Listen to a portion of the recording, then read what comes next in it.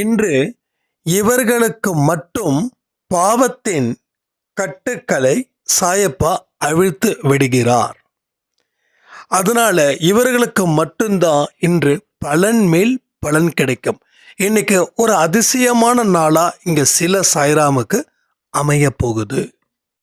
மனம் விரும்பிய பாதையில் நீங்க சென்றால் உங்க வாழ்க்கையில் என்ன நடக்கும் அப்படின்னு நீங்க தெரிந்து கொள்ளுதல் மிக மிக அவசியம்னு சாயப்பா நினைக்கிறாரு.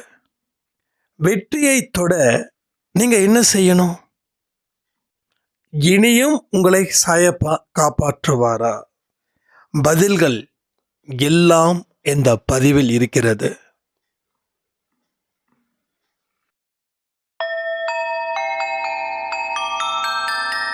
ஓம் சாயிரா சாயிரா, ஓம் சாயிரா சாயிரா, ஓம் சாயிரா சாயிரா, அன்பே சாயிரா, பேரன்பே சாயிரா, அகிலம் தளிக்க ஆத்மா விழிக்க அனுதினம் சாயிரா, எங்கள் அன்பே சாயிரா.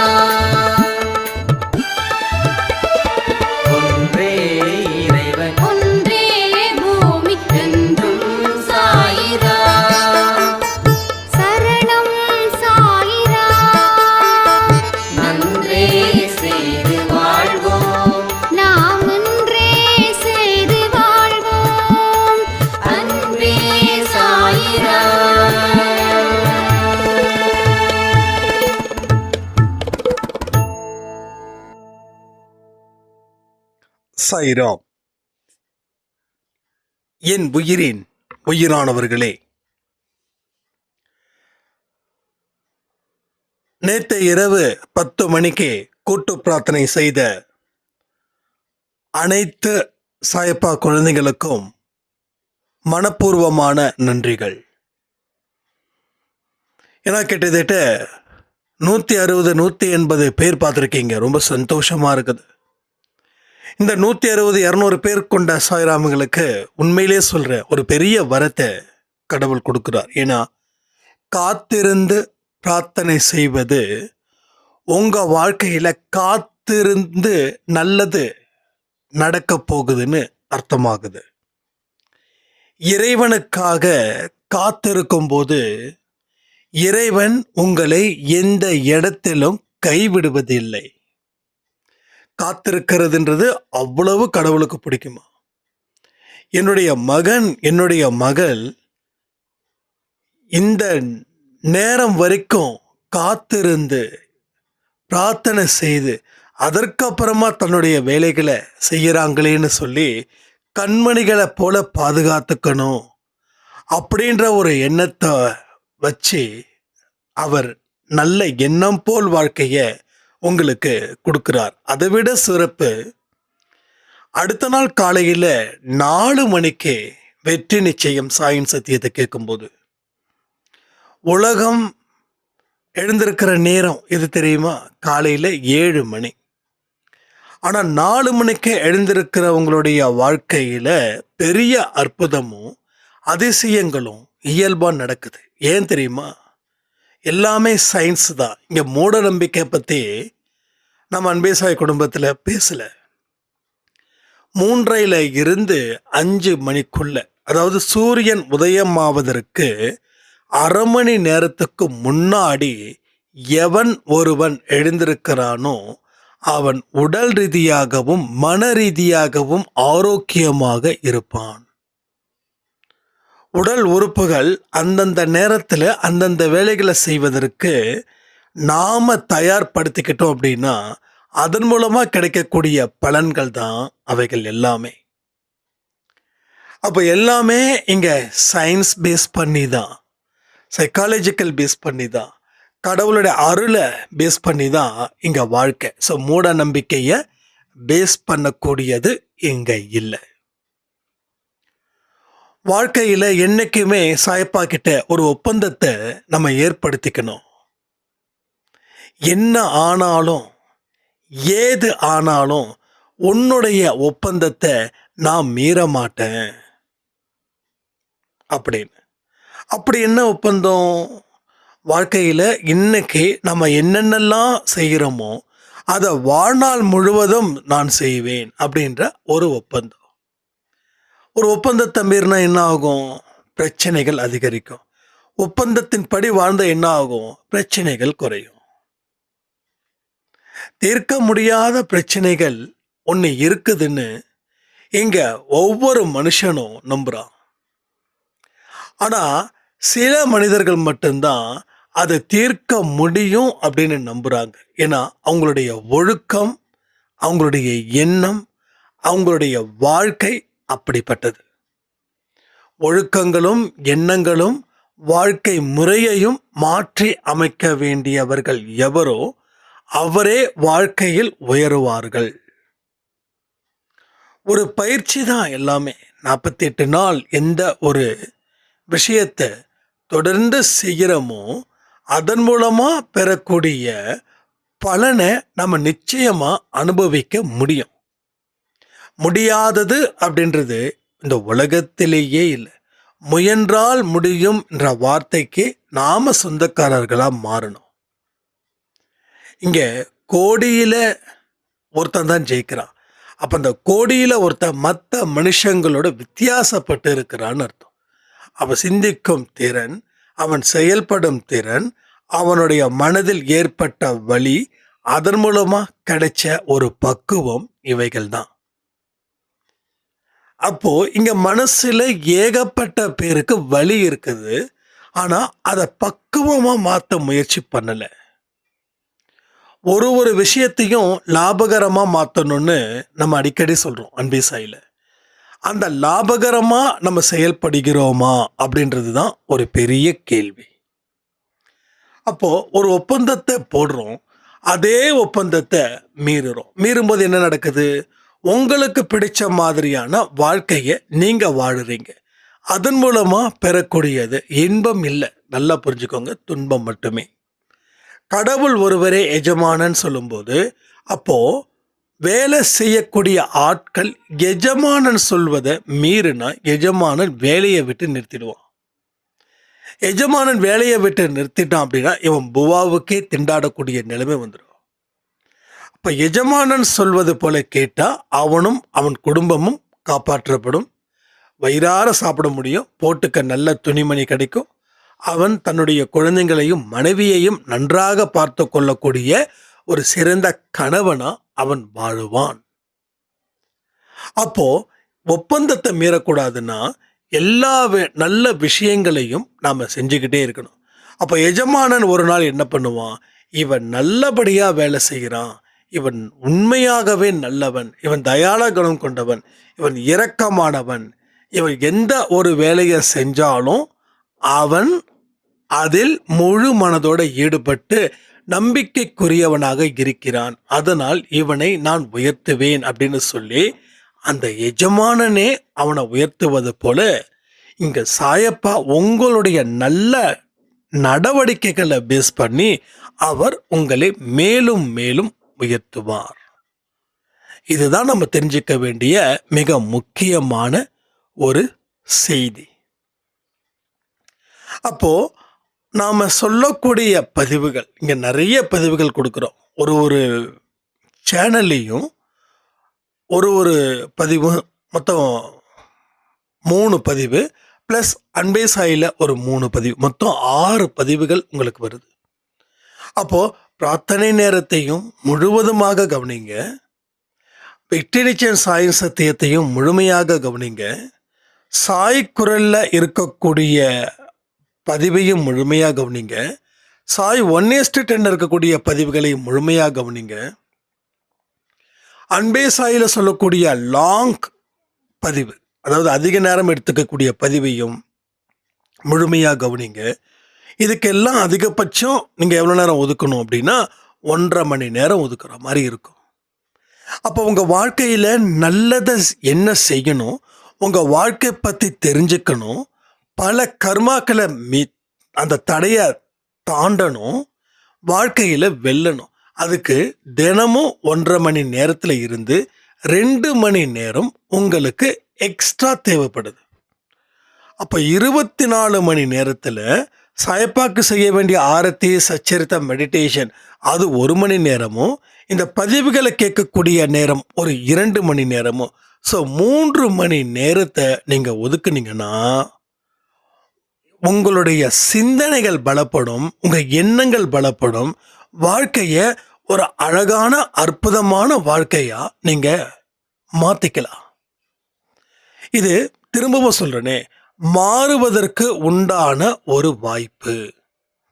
இது மாற்றத்தை ஏற்படுத்துவதற்கு உண்டான ஒரு வாய்ப்பு. அப்போ இந்த மாதிரி திரும்பவும் வராது உங்களுக்கு. ஏன்னா கடவுள் ஒரு வாய்ப்பை கொடுக்கிறார். நீ எத்தனையோ இழந்ததுக்கு காரணத்தையும் நான் சொல்றேன். இனி பெறுவதற்கு உண்டான வழிகளையும் நான் சொல்கிறேன் அப்படின்னு சாயப்பா சொல்றார். நீ ஏன் இழந்தன்னு தெரிஞ்சுக்கிட்டாதான் நீ பெறப்போவதில் கவனமா இருப்ப. அப்ப ஏன் இழந்தன்னு காரணத்தை நீ தெரிஞ்சுக்கலன்னா பெறப்போவதுன்றது ஒண்ணுமே இல்லாம இருக்கும். பெறப்போவதுன்றது பூஜ்ஜியத்துல முடிஞ்சிடும். அப்போ உன்னோட வாழ்க்கையில நீ செய்ய வேண்டிய பணிகளை நீ தெரிஞ்சுக்கிட்டாதான் அது பலன் அடையுமா அடையாதான்றது உனக்கு தெரியும். ஸோ சிந்திக்கக்கூடிய திறன் மனிதனுக்கு மட்டுமே இருக்கு. ஞானத்தை அடையக்கூடிய திறன் மனுஷனுக்கு மட்டுமே இருக்கு. வாழ்க்கையை மாற்றிக்கக்கூடிய திறன் மனுஷனுக்கு மட்டுமே இருக்கு. இது எந்த உயிரினத்துக்கும் இல்லாத ஒரு சிறப்பு இந்த மனுஷனுக்கு இருக்குது.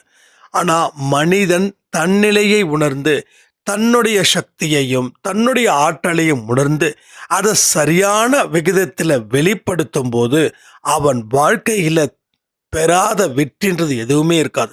இந்த உலகத்தையே ஆள்வதற்கு அவன் தகுதியானவனாக தன்னைத்தான் மாற்றிக்கொள்கிறான். அப்போ மாற்றிக்கொள்ளக்கூடியவன் மனிதன், மற்ற உயிரினங்கள் இல்லை. மாற்றிக்கொண்டு வாழ்க்கையை சிறப்பாக்கிக்கிறதும் மனிதன், மற்ற உயிரினங்களுக்கு இல்லை. கடவுளை அறிந்தவன், கடவுளை தெரிந்தவன், கடவுளை பாடுறவன், கடவுளை பற்றி பேசுகிறவன் மனுஷன்தான். கலியுகத்தில் ஒரு அருமையான வார்த்தை இருக்குங்க. அதாவது கடவுள் சச்சரித்திரத்தில் சொல்லியிருக்காங்க. நேற்று தான் கம்ப்ளீட் சாப்டரை முடிச்சுன்னா மறுபடியும் இன்னையிலேருந்து நான் ஃபர்ஸ்ட்லேருந்து சாப்டர்ஸ் படிக்க போகிறேன். அதில் சொல்கிறாங்க, சாய்ப்பா ஹேமத் பந்த் சொல்கிறாங்க, சில பேரை கோயில் கட்டுறதுக்கு கடவுள் அசைன் பண்ணுறாரு. சில பேரை துறவரம் போவதற்கு கடவுள் அசைன் பண்ணுறாரு. சில பேர் கடவுளோட புகழையும் கடவுளை பற்றியும் பேசுவதற்கு கடவுள் அசைன் பண்ணுறாரு.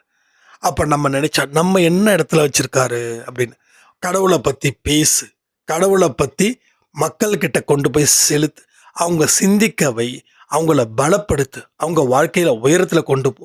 இப்போ அவங்கள ஒரு வாழ்க்கையில் உயரத்தில் கொண்டு போயிட்டா அவங்களும் கடவுளை பற்றி பேசுவாங்க. அப்போது எத்தனையோ மனிதர்கள் வறுமையின்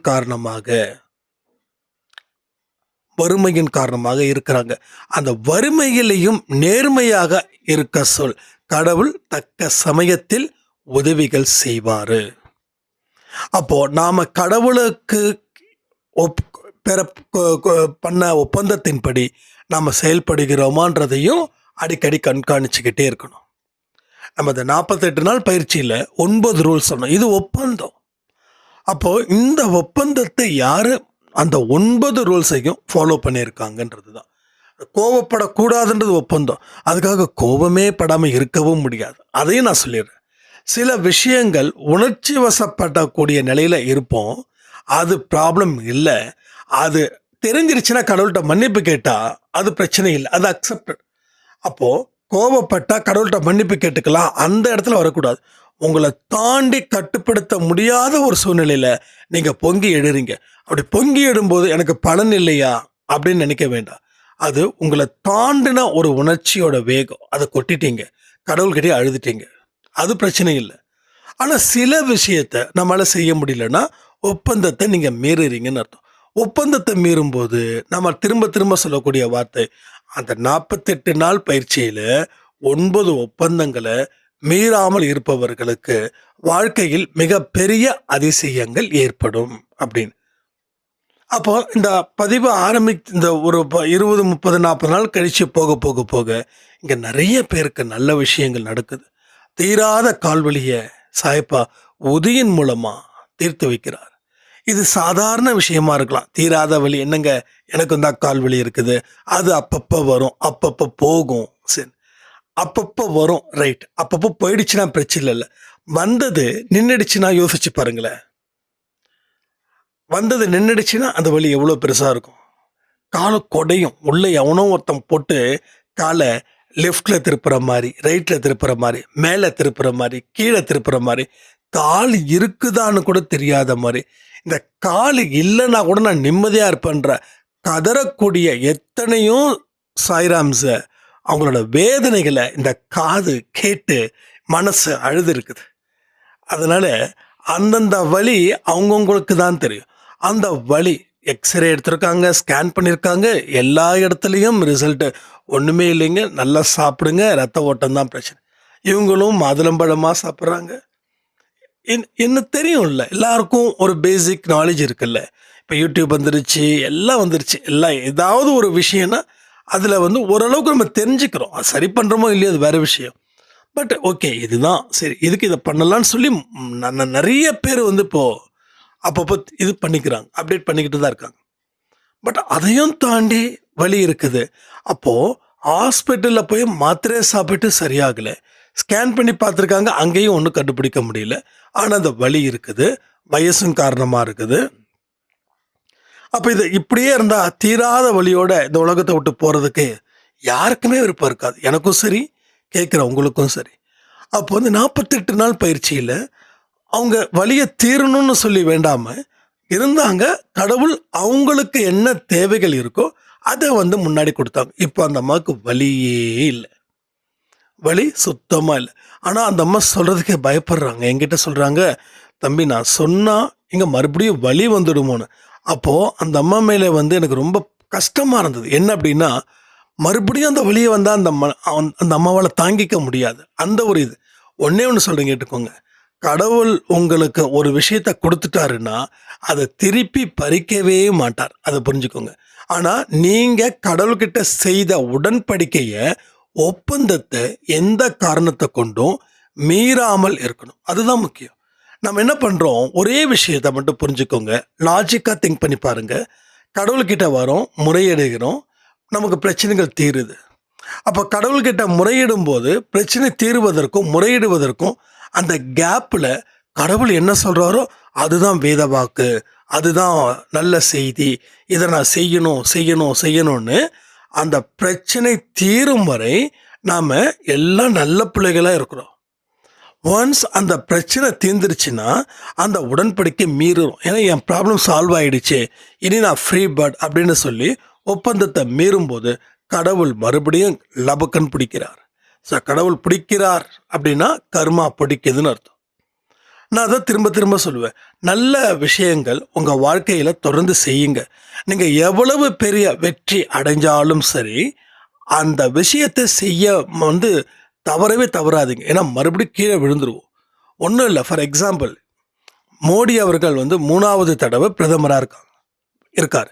அப்போது அவர் செய்யக்கூடிய நல்ல விஷயங்களை தொடர்ந்து செஞ்சுக்கிட்டோம்.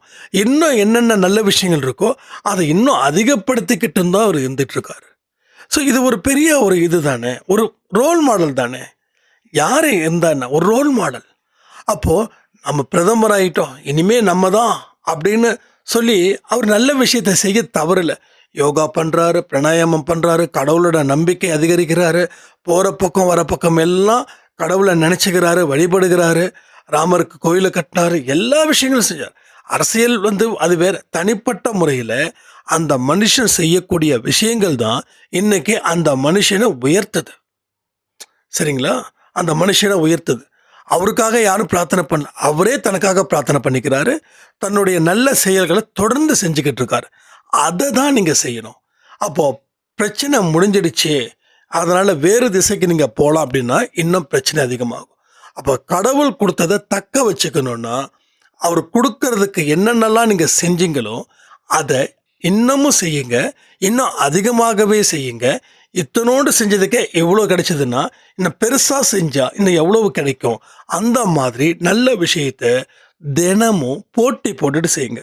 உங்களுக்கு நீங்கள் தான் போட்டி. அந்த இடத்துல மட்டும் நீங்கள் கொண்டு வந்து வச்சிட்டிங்கன்னா உங்கள் வாழ்க்கையில் நீங்கள் அடைய வேண்டிய பலன்கள் ஏகப்பட்டது இருக்கும். அதனால பொறுமையா நாம ஒரு அடியையும் எடுத்து வைக்கணும். நாம நினைப்போம் இந்த பாதை நல்லா தான் இருக்கு, ரொம்ப ஷைனிங்கா இருக்கு, இதுல கல்லு குத்தாது, முள்ளு இல்லை அப்படின்னு.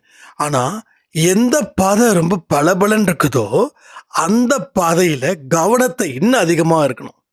அதாவது முள் இருக்கக்கூடிய பாதையில கூட முள் இருக்குது குத்திடுன்னு சொல்லி கவனமோட போவோம். இப்போ முள்ளு குத்துனா மட்டும்தான் அது முள்ளு காலில் குத்த மட்டும்தான் செய்யுமே தவிர வழுக்கி விடாது.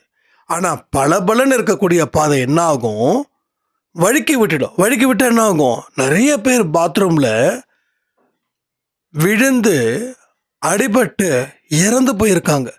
இன்னும் நிறைய பேர் விழுந்து அடிபட்டு கோமா ஸ்டேஜுக்கு போயிருக்காங்க. ஏன்னா படக்கூடாத இடத்துல பட்டுடுச்சுன்னா பிரச்சனை. பாத்ரூமை தயவு செய்து லைட்டாக வழுக்குச்சு அப்படின்னா கூட அதற்கு தேவையானதை முதல்ல செய்யுங்க. ஏன்னா வீட்டில் வயதானவர்கள் இருக்காங்க, அவங்களால தாங்கிக்க முடியாது. நம்ம வீட்டை கூட அடிக்கடி இந்த பாத்ரூமில் இது போட்டு விட்ருவோம். அந்த ஏதோ வெள்ளையாக ஒரு பொடி இருக்குமே, அந்த பொடி போட்டு விட்ருவோம். அப்போ என்ன ஆகுது, பளபளன்னு இருக்குது, அதனால நல்லா இருக்குது, இனி நல்லா ஜாலியாக போகலாம் அப்படின்னு சொன்னால் கீழே வழுக்கி விழுந்து எல்லாமே முடிஞ்சிடும். அதனால எந்த பாதையில் போனாலும் அந்த பாதையோட தன்மை எப்படின்றத பார்த்து தான் நம்ம போகணும். அப்போது நம்ம வாழ்க்கையில் எல்லாமே கிடைச்சிடுச்சு, ரொம்ப சந்தோஷம். உண்மையிலே அன்பே சாய் குடும்பத்தில் எல்லாருக்கும் எல்லாமும் கிடைக்கணும், அதில் எந்த சந்தேகமும் வேண்டாம். என்ன அது கிடைக்கிற வரைக்கும் நீங்கள் என்ன போராடுனீங்களோ கிடைச்சதுக்கு அப்புறமும் நீங்கள் போராடிக்கிட்டே இருக்கணும். அப்போ தான் கிடைச்சதை தக்க வச்சுக்க முடியும். இன்னமும் கிடைப்பதற்கு நிறைய வாய்ப்புகளை அவர் கொடுப்பார். ஒரு சாய்ராம் சொன்னாங்க, அண்ணா நான் ஜஸ்ட்டு ஒரு 100 ரூபாய் உங்களுக்கு நான் அனுப்புனேன். 100 ரூபாய் இல்லை, 51 ரூபாய் அனுப்புனேன். எல்லாரும் அனுப்புகிறாங்க, நம்ம அனுப்பணும். நமக்கு அந்த 50 ரூபாய்க்கு சாப்பாடு வாங்கி கொடுக்க முடியாது, அதனால் 50 ரூபாய் நான் அனுப்புனேன். அனுப்புன அடுத்த நிமிஷம் நான் எதிர் வீட்டுக்காரவங்க கிட்ட ஒரு 1000 ரூபாய் கொடுத்துருந்தேன். அவங்கக்கிட்ட 2-3 தடவை கேட்டேன். அவங்க ரொம்ப சலிச்சுக்கிட்டாங்க, ரொம்ப கஷ்டமாக இருந்தது. அனுப்பி முடித்ததுக்கப்புறம் வீட்டில் கதவு தட்டுறாங்க. அப்புறம் அம்மா சாரிம்மா, 1000 ரூபாய் ரொம்ப லேட் ஆகிடுச்சு, அன்றைக்கி நீங்கள் கேட்கும்போது நான் கொடுக்கலான்னு நினச்சேன், இந்தாங்கம்மா அப்படின்னு சொல்லிட்டு அந்த 1000 ரூபாய் எனக்கு கொடுத்துட்டு போனாங்க அப்படின்னு. அப்போ என்ன ஆகுது, ஒருத்தவங்களுக்கு உதவி செய்கிறதால நமக்கு நிறைய விஷயங்கள் நல்லதே கிடைக்குது, எக்கச்சக்கமாக நல்லது கிடைக்குது. நீங்கள் கொடுத்து பாருங்களேன். நீங்கள் யாருக்கா சாப்பாடு வாங்கி கொடுங்க, இல்லை நல்ல ஃபுட்டு இவங்க கொடுப்பாங்கன்னா அவங்கக்கிட்ட காசு கொடுங்க, தப்பே கிடையாது. ஆனால் நீங்கள் கொடுத்த அடுத்த நிமிஷமே அவங்களுக்கு நடக்குது. அப்போ உங்கள் மனசு என்னன்றதை கடவுள் தெரிஞ்சுக்கிறார். கடவுள் ஒப்பந்தத்தை மீறுறாங்களா மீறலையா, இவங்க மாதம் மாதம் கொடுக்குறாங்களா, 1 ரூபாய் செலவு பண்ணி ஒரு உயிரினத்துக்கு கொடுக்குறாங்களா, ஒரு நாய்க்கு பிஸ்கட் வைக்கிறாங்களா, எல்லாமே கணக்குதான், எல்லாமே கணக்குதான். நம்ம அன்பே சாயில் சாய் நரசிம்மன் சாய்ராம் அவங்க பார்த்தீங்கன்னா அவர் வைக்கும்போது அத்தனை காக்கா நான் ஸ்டேட்டஸில் வச்சுருந்தேன். அவ்வளோ சந்தோஷமாக இருந்தது. மனுஷனுக்கு சோறு போட இன்னொரு மனுஷன் இருக்கான், ஆனால் பறவையினத்துக்கு சோறு போடுறது ரொம்ப கஷ்டம் தானே. அப்போ நீங்கள் மனிதனுக்கும் உதவிகள் செய்யுங்க, காக்கா பறவைகளுக்கும் உதவிகள் செய்யுங்க. ஸோ ஏதாவது ஒரு செஞ்சுக்கிட்டே இருங்க. அது செய்ய செய்ய செய்ய அதில் கிடைக்கக்கூடிய அந்த மன அமைதி வெற்றியை உங்களுக்கு தேடி தரும். ஒரு உயிரினம் நம்பி வருது, அதுதான் முக்கியம். ஒரு உயிரினம் நரசிம்மன் சாய்ராம் சாப்பாடு வைப்பாங்கன்னு சொல்லி அந்த காக்காவுக்கோ பறவைக்கோ தெரியுது, வருது, உணவு இருந்தது. அவர் ஏமாத்தலை, அவர் ஏமாத்தலை. என்னடா அது வரல, இன்னைக்கு சாப்பாடு இல்லைன்னு சொல்லி அந்த காக்காவோட ஆன்மா வருந்தலை. அந்த காக்காவோட ஆன்மா சந்தோஷமாக அதை சாப்பிடுது. இப்போ இங்கே எல்லாருமே செய்கிறீங்க, நான் யாருமே செய்யலைன்னுலாம் சொல்ல மாட்டேன். எல்லாருமே செய்கிறீங்க. பட் அவர் சொன்னது அவர் அந்த வீடியோ எடுத்து அனுப்பும்போது அவ்வளோ ஹாப்பியாக இருந்தது, அவ்வளோ சந்தோஷமாக இருந்தது. நிச்சயமாக சொல்கிறேன், அவரோட கடன்கள் தீரணும், வருமானம் பெருகணும், ஆரோக்கியம் பெருகணும்னு சொல்லிட்டு நான் எல்லாரும் மனப்பூர்வமாக அவருக்காக நாம் பிரார்த்தனை பண்ணிக்கலாம். ஸோ கடவுளுக்காக காத்திருங்கள். காத்திருப்பதில் ஒரு சுகமும் இருக்குது, ஒரு வெற்றியும் இருக்குது, ஒரு கர்மாக்கள் அழிவதற்கு உண்டான வழிகளும் இருக்குது. இறைவன் சொல்லக்கூடிய வார்த்தைகளை முழுவதுமாக கவனிக்கணும். ஸோ ஒப்பந்தத்தை மீறினா என்ன ஆகும்னா என்ன தெரியுமா ஆகும்? அதாவது இந்த 48 நாள் அந்த பயிற்சியை மட்டும் நான் சொல்லலை, மற்றபடி ஜென்ரலாகவே நான் இதை பண்ணுறேன் அதை பண்ணுறேன்னு நீங்கள் அன்பே சாயில் சொல்கிறீங்க இல்லையா, அதை பண்ண சொல்கிறது யார் தெரியுமா? சாய்ப்பா. பேச சொல்கிறது யார் தெரியுமா? சாய்ப்பா. அதாவது என்ன பேச சொல்கிறாரு, உங்களை பண்ண சொல்கிறார். உங்ககிட்டையும் சாய்ப்பா இருக்காரு, என்கிட்டையும் சாய்ப்பா இருக்காரு. அப்போ சாய்ப்பா தான் ஒரு விஷயத்தை இதை செய்யுமா, இதை செய் தம்பி, இதை செஞ்சால் நல்லா இருப்ப நீ அப்படின்னு சொல்கிறார். அப்போ எல்லா விஷயங்களும் அவராலேயே உருவாக்கப்பட்டது. ஒரு செயலை செய்யும்போது இது நான் தான் செஞ்சேன் அப்படின்னு சொல்லி கர்வம் கொள்ளாத, உதவி செய்யும்போது கூட அப்பா செஞ்சிட்டு அப்படின்னு நினைக்காத, உதவி செய்ய வச்சதுக்கு கடவுளுக்கு நன்றிகள் சொல்லு. அதாவது மீண்டும் மீண்டும் துன்பம் அப்படின்ற சுழல்ல சிக்காம அதை கடந்து போகிக்கிட்டே இருக்கணும். ஒரு கழுகு கீழே இருந்து மேலே போகுது, எடுத்த உடனே சட்டுன்னு மேலே போகாது, பறந்து பறந்து பறந்து பறந்து மேலே போகுது. அதே போல நாம போகணும். எந்த நேரத்தில் வேணாலும் வேடன் அம்பு விட்டு அந்த கழுகை வீழ்த்த நினைப்பான், நினைக்காம இருக்க மாட்டான், நினைப்பான். ஏன்னா பறப்பது அதனுடைய தொழில், இவன் சுடுவது இவனோட தொழில். ஓகேங்களா? அதனால் இவனை தப்புன்னு சொல்ல முடியாது, இல்லை அது தப்புன்னு சொல்ல. பட் அந்த பருந்து தான் கவனமாக இருக்கணும், பருந்து கவனமாக இருக்கும். அதே மாதிரி வேடன் சைட்லேயும் அந்த பருந்தை சுடணும்னு சொல்லி இவனுக்கு ஒரு டார்கெட்டை இவனும் தயாராக இருக்கணும். எதுவுமே இங்கே சரி தப்புன்ற வாதத்துக்கு வரல. ஆனால் உங்களுக்கு கொடுக்கப்பட்ட பணிகளை கண்ணும் கருத்துமாக இருந்தால் உங்கள் வாழ்க்கையில் நலமும் வளமும் நிச்சயமாக சேரும். அதில் நம்பிக்கை வச்சு நீங்கள் முன்னேறுங்க. தொடர்ந்து வெற்றிடச்சன் சாயின் சத்தியமும் சாய் பிரார்த்தனையையும் உங்களுடைய உயிர் மூச்சாக நினச்சிக்கோங்க. ஏன்னா நிறைய நல்ல விஷயங்கள் சாய்ப்பா உங்களுக்கு கொடுக்க தயாராக இருக்காரு. அதை நாம் கெடுத்துக்காம பார்த்துக்க வேண்டிய பொறுப்பு யாருக்கு? நமக்கு மட்டும்தான் இருக்குது. ஸோ காரணத்தை சொல்லி எந்த விஷயத்தையும் தள்ளி போடாதீங்க. எல்லாருக்கிட்டையும் அமைதியான முறையில், பக்குவமான முறையில் சொல்ல பழகுங்க. உங்கள் வாழ்க்கையில் என்னைக்கோ நீங்கள் நல்லா இருக்கணும்னு சொல்லி இந்த பிரார்த்தனையை, இந்த பதிவை நான் முடிக்கிறேன். ஜெய் சாய்ராம்.